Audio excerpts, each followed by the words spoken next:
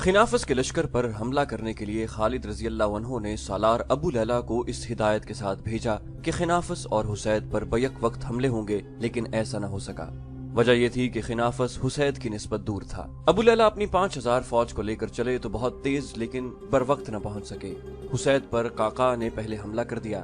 تاخیر کا نقصان یہ ہونا تھا کہ دشمن بیدار ہوتا، لیکن تاخیر بھی سود مند ثابت ہوئی۔ وہ اس طرح کہ ابو لیلہ کے پہنچنے سے ذرا ہی پہلے خنافس کے لشکر کو اطلاع مل گئی کہ مسلمانوں نے روزبہ اور زرمہر کو مار ڈالا ہے اور لشکر بری طرح سے کٹ رہا ہے۔ ابو لیلہ جب دشمن کے سامنے گئے تو دشمن کو لڑائی کے لیے تیار پایا۔ دشمن کی تعداد کئی گنا زیادہ تھی۔ ابو لیلہ کو سوچ سمجھ کر آگے بڑھنا تھا۔ وہ ہلہ نہیں بول سکتے تھے، انہیں چالوں کی جنگ لڑنی تھی۔ اس انتظار میں کہ دشمن حملے میں پہل کرے، حسید سے بھاگے ہوئے سپاہی خنافس کی خیمہ گاہ میں پہنچے۔ سب سے پہلے گھڑ سوار آئے، ان میں سے بہت زخمی تھے۔ یہ ثابت کرنے کے لیے وہ بلا وجہ نہیں بھاگے۔ انہوں نے مسلمانوں کے لشکر کی تعداد اور ان کے لڑنے کے قہر و غضب کو مبالغے سے بیان کیا اور ایسی دہشت پھیلائی کہ خنافس کے لشکر کا حوصلہ لڑے بغیر ہی ٹوٹ گیا۔ بگوڑوں نے یہ خبر بھی سنائی کہ خالد رضی اللہ عنہ اپنے لشکر کے ساتھ آ گیا ہے۔ خنافس والے لشکر کی کمان اب ایک اور آتش پرست سالار محبوزان کے پاس تھی۔ زیادہ مورخوں نے لکھا ہے کہ محبوزان اور دیگر تمام سالاروں کو یہ بتایا گیا کہ مسلمان قلعوں میں بند ہیں اور ان کی نفری بہت تھوڑی ہے، اور یہ بھی کہ خالد جا چکا ہے، لہٰذا قلعوں پر حملہ کر کے مسلمانوں کو ختم کر دینا۔ لیکن اب صورتحال بالکل ہی بدل گئی تھی۔ مدائن کے سالار محبوزان نے روزبہ کے لشکر کی حالت سنی اور اپنے لشکر کی ذہنی حالت دیکھی اور یہ سنا کہ خالد رضی اللہ عنہ اپنے لشکر کو لے کر آ گئے ہیں، تو اس نے لڑائی کا ارادہ ترک کر دیا اور اپنے لشکر کو کوچ کا حکم دیا۔ ابو لیلہ نے لڑے بغیر ہی فتح حاصل کر لی۔ اس نے اپنے ایک دو آدمی محبوزان کے لشکر کے پیچھے بھیجے کہ وہ چھپتے چھپاتے جائیں اور دیکھیں کہ یہ لشکر کہاں جاتا ہے۔ خالد رضی اللہ عنہ عین التمر میں تھے۔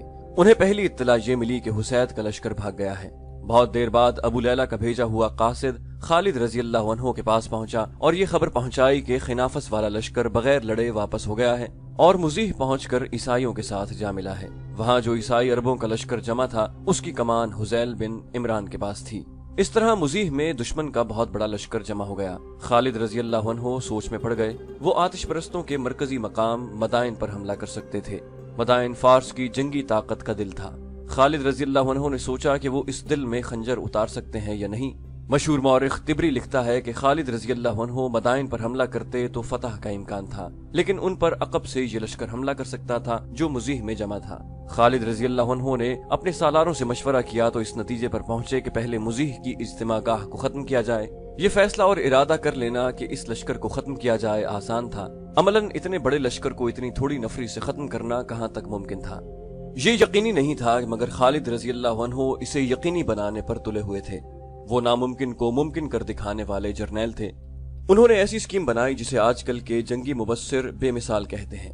خالد رضی اللہ عنہ نے اپنے سالاروں، نائب سالاروں اور کمانداروں کو بلا کر کہا، میرے رفیقو، خدا کی قسم تم نے جتنی کامیابیاں حاصل کی ہیں یہ انسانی سطح سے بالاتر ہیں۔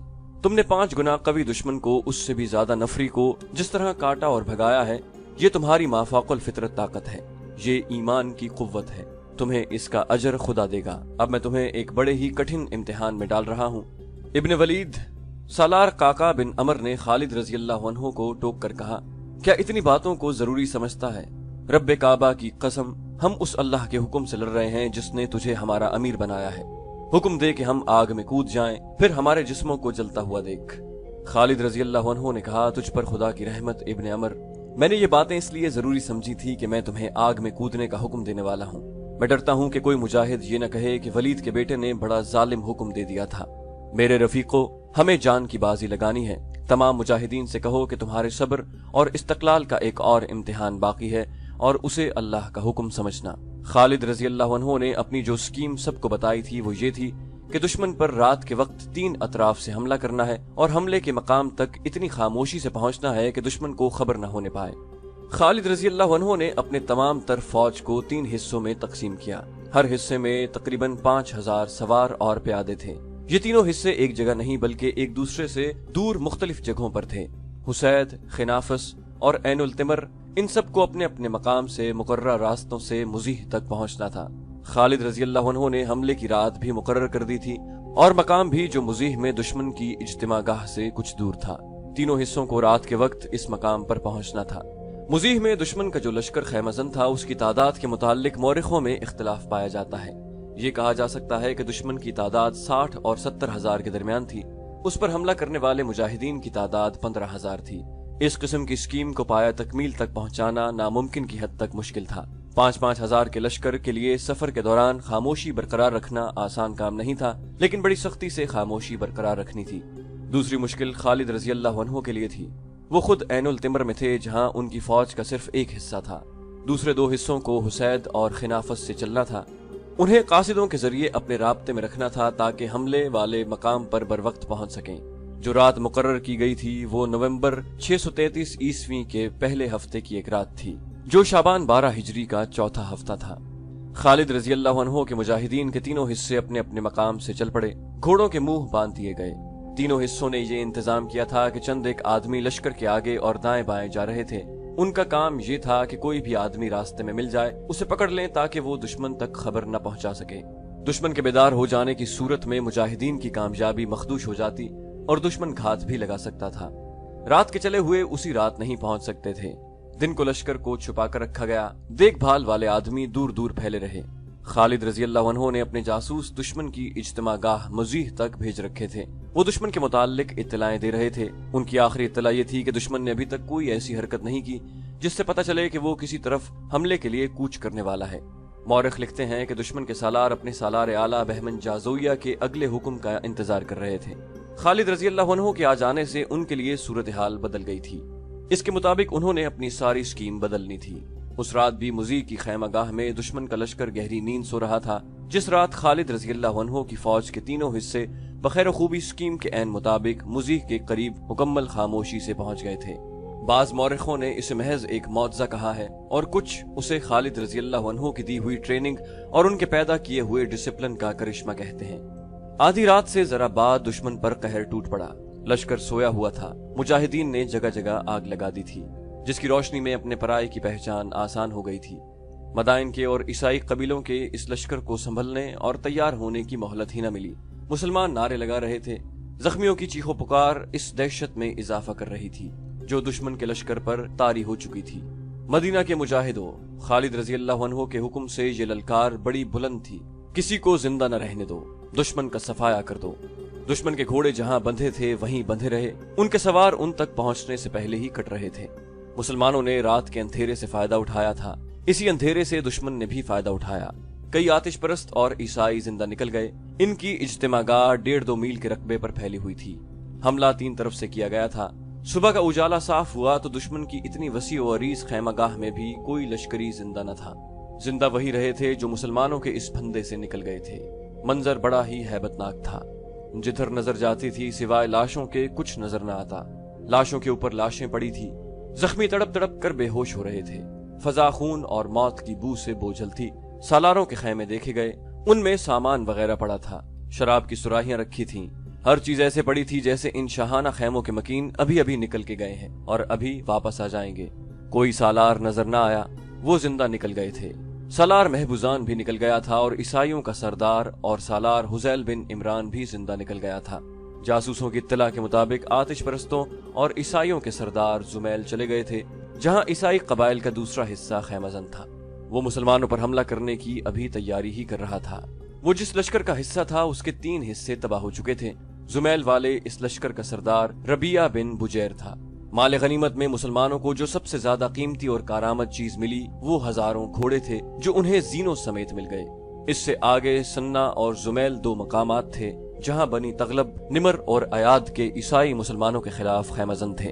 वो भी मुसलमानों को हमेशा के लिए खत्म करने के इरादे से घरों से निकले थे। ईसाइयों के सरदार अका बिन अबी अका का बेटा बिलाल बिन अका भी कहीं आगे था। वो अपने बाप के कत्ल का इंतकाम लेने के लिए ईसाई लश्कर के साथ आया था। खालिद रजी अल्लाह अन्हु ने मुज़ीह की मौजज़ा नुमा फतह के बाद अपने सालारों से कहा, खुदा की कसम, मैं दौमतुल जंदल से कसम खाकर चला था कि बनी तगलब पर इस तरह झपटूंगा कि फिर वो कभी इस्लाम के खिलाफ उठने के काबिल नहीं रहेंगे। बनी तगलब अभी आगे हैं, उन पर झपटने की तैयारी करो।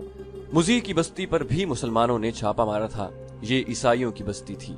वहां 2 ऐसे आदमियों को मुसलमानों ने कत्ल कर दिया जो मुसलमान थे। उन्होंने किसी वक्त मदीना में आकर इस्लाम कबूल किया और वापस अपनी बस्ती में चले गए थे।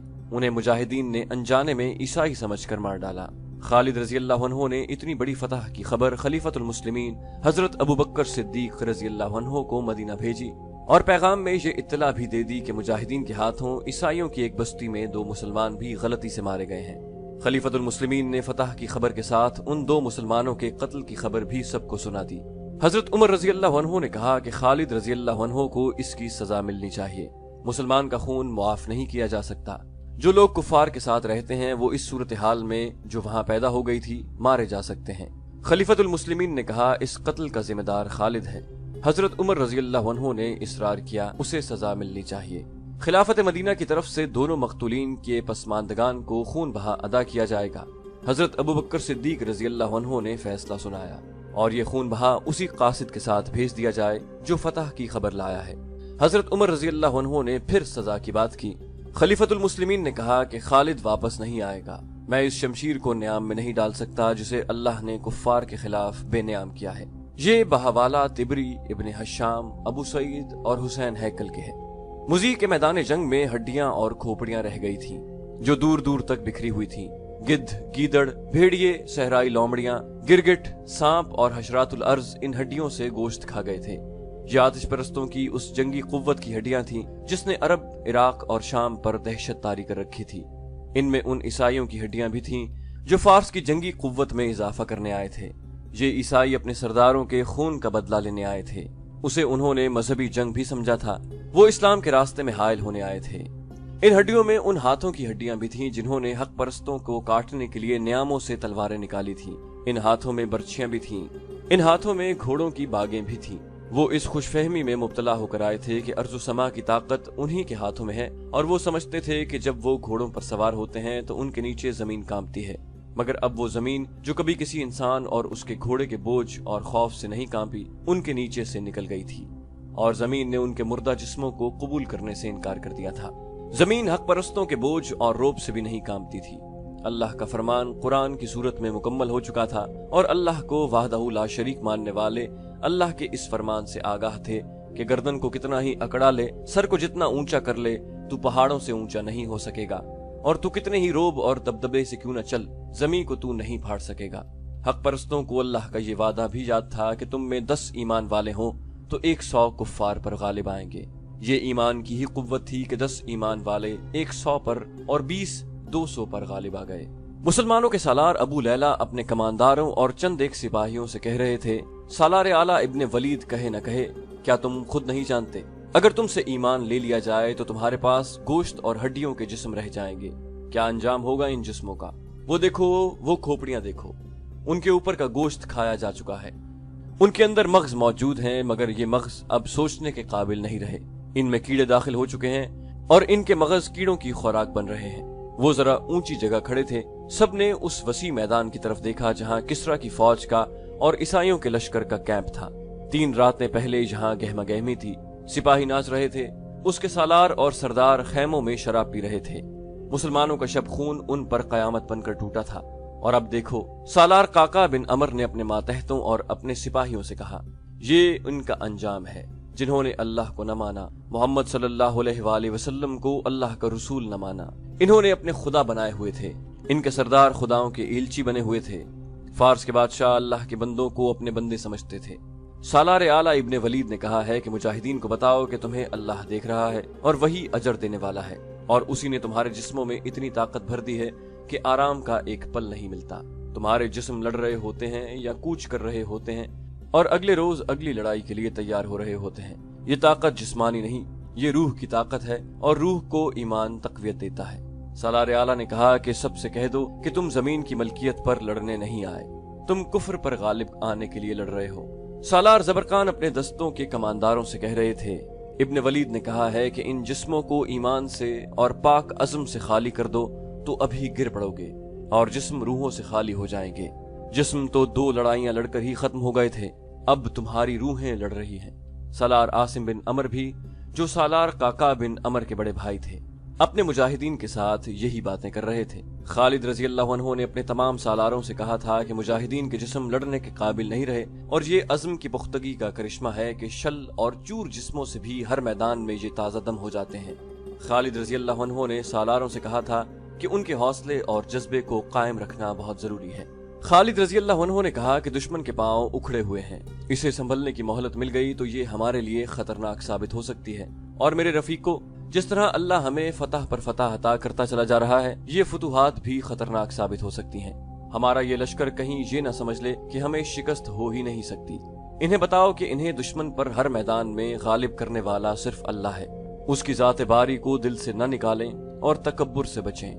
مدینہ کے مجاہدین کا حوصلہ تو بھاگتے دشمن کو میدان جنگ میں اس کے زخمیوں کو تڑپتا اور لاشوں کو سرد ہوتا دیکھ کر تر و تازہ ہو جاتا، لیکن وہ آخر انسان تھے، اور انسان کوتاہی کا مرتکب بھی ہو سکتا ہے، اپنا سر غرور اور تکبر سے اونچا بھی کر سکتا ہے۔